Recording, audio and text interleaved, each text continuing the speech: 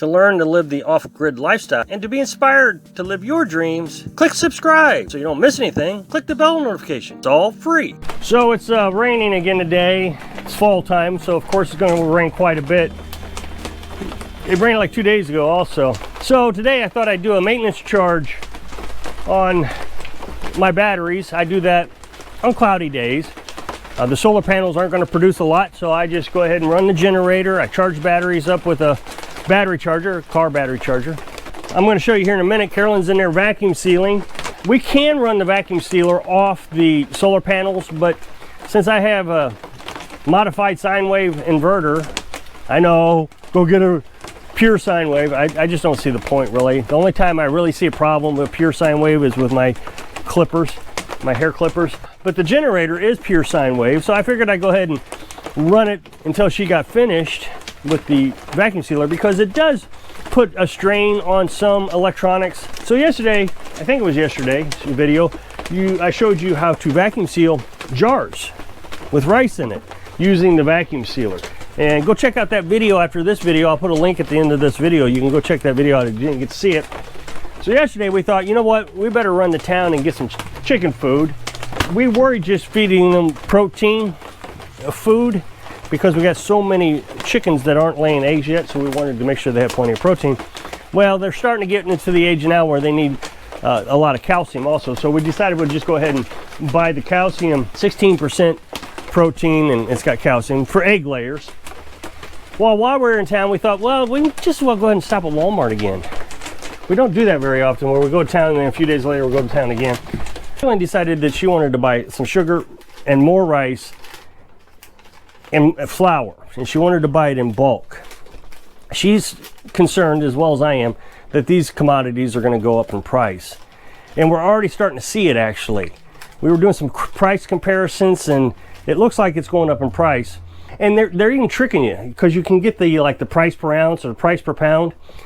Well, when you go and look online for the prices, they'll do price per ounce for like 10 pounds and less. Those bags are 10 pounds and less. But then when you get up into the larger bags, like 25 pounds, then they do it by pound. So you're actually having to get the calculator out and figuring out how much it is per ounce for the 25-pound bag. They're making it more complicated. I'm not sure. I've never seen them do that before. I've always went with the price per unit of measure, but the unit of measures aren't consistent anymore. The problem with buying sugars and flours and all that is that they just don't store well. So yesterday I was showing you that we were storing rice in the quart jars. Well, today she is storing the rice and the sugar in the vacuum seal bags. So here you'll see the vacuum seal bags. And the reason she is doing this is because, well, two reasons actually. We're out of quart jars. We can go get more, and eventually, as our stockpile of quart jars accumulates, yard sales and free marketplace, we'll have enough that we can store quite a bit in jars. I think she's got like 40 jars out there now just full of rice. Well, we also have these vacuum bags. Now, I'm not a big fan of the vacuum bags because they cost so much money. It just doesn't seem economical once you start putting all the monies into it, and then you realize there's the vacuum sealer, and then you realize you've just spent a ton of money just to preserve the food. And then, in order to get the vacuum bags to work correctly, you got to buy other stuff. So like for flour, you'll see that she's put a quart of flour in a brown paper sack. Well, the brown paper sack, you can get 100 of them for $2. You can get 120 plastic bags. Of course, you got to cut the bags, but it comes out to 120 bags for this size right here for $20. So you break all that math down. That is 16 cents for the plastic bag and 2 cents for the paper bag. So we're up to 18 cents to package this. Well, on the surface, that's really expensive to me. I'm just not a fan of it. 18 cents to package a quart of flour. Now, we're not doing it by weight, we're doing it by quarts. That way the volume is correct. And then when you're ready to eat it, you just break that open. You can use it however you want. Carolyn has to convince me that if I'm going to buy something, that it's got to be, worthwhile. And she's pretty good at breaking down the numbers. What she said is we can use the brown paper bags again. So if we open this bag, she saves the bag, and she put flour in it again. So, okay, I just saved 2 cents. If we do this twice, that's 1 cent. If we do it 3 times, what is that? 50 cents, 75 cents, so, or 0.75 cents. So the price dramatically drops down. Now the plastic bag, they're reusable also. Now we wouldn't be able to use them for flour again because it'd be too small. But if she is careful and she cuts the bag, we can put meat in it. So what you would do is you go to the store. Right now you buy Ziploc bags. We put in the Ziploc. I don't know how much they cost, but there's a cost to putting them in Ziploc bags, even if it's 4 cents. So if we use this, put it in the freezer, now we're down to 8 cents per bag because it's being used twice. Now in order for that to work in a freezer, what you got to do, using the sealer with meat, it just doesn't work very good because the sealer gets all wet and it doesn't want to seal, and it's a big pain. You end up wasting a bunch of bags. So what we'll do is we'll put the meat in the bag once it's available. We'll put it in the freezer unsealed. We'll let the meat freeze in it, and then the next day we take them all out of the freezer once they're all froze, and then we can vacuum seal it. That way the moisture stays with the meat, not into the vacuum sealer. So in yesterday's video, you saw me using the vacuum sealer, and it had a hose here, and you put it into an attachment, you put it on the jar, you hit this button and it would start sealing. Well, the vacuum sealer also seals these bags, vacuum seals them.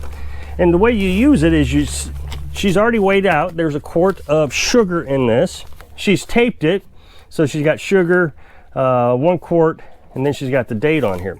You put that in here.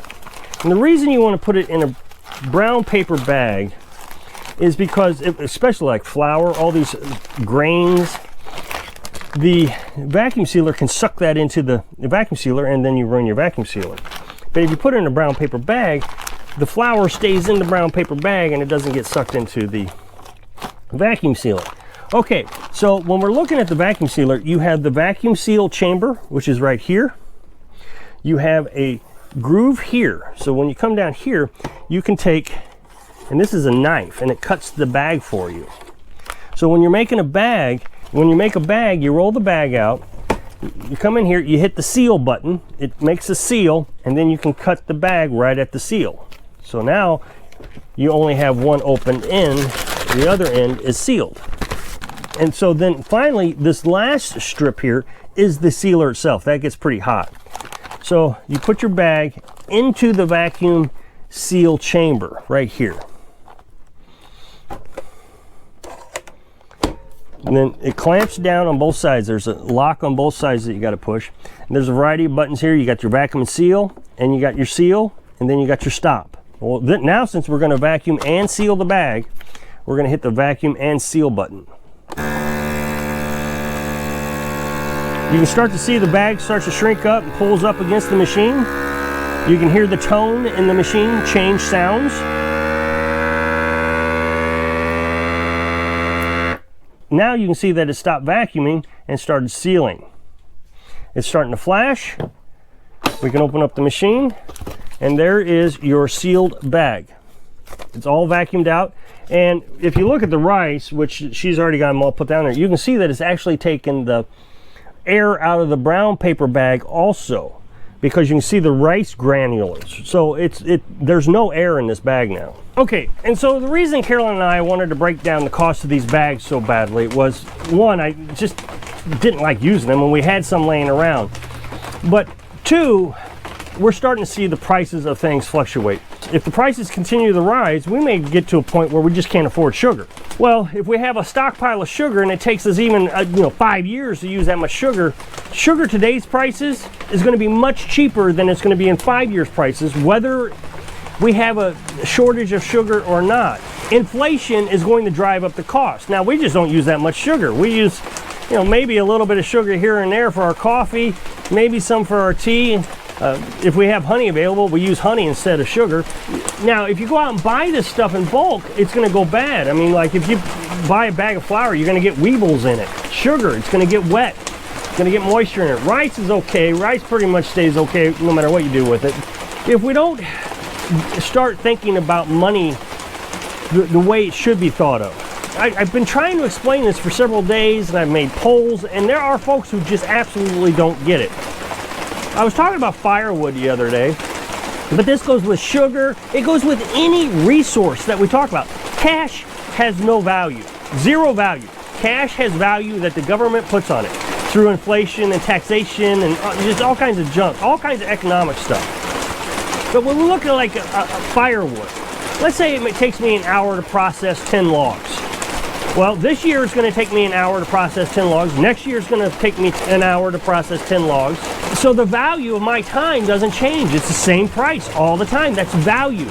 But if I wanted to work for cash and I wanted to buy the same firewood, the firewood price didn't go up. It's the value of the cash that went up. So this year I might have to work an hour to get $10 to buy those 10 logs, but next year I might have to work 11 hours to buy the same 10 logs. So if you really think about it, if I cut firewood today and I hold on to it for 5 years, let's say I can get $75 out of it today, but in 5 years I can get $100 out of it. The log didn't change. It didn't take any more time to process that log now or 5 years from now, but the cash value changed because cash has no value. It's just paper. It doesn't mean anything. What people are trying to connect the dots is, well, I can't take a piece of firewood and go buy coffee with it or buy internet. No, you can't, but you can sell it. Somebody's going to buy it, and that value is always going to go up, so you're going to always be making more money with it. You're getting a pay raise even though you didn't do anything more. I didn't have to work overtime. I hope I can inspire you to find value outside of the cash so you can live your dream. Thanks for watching.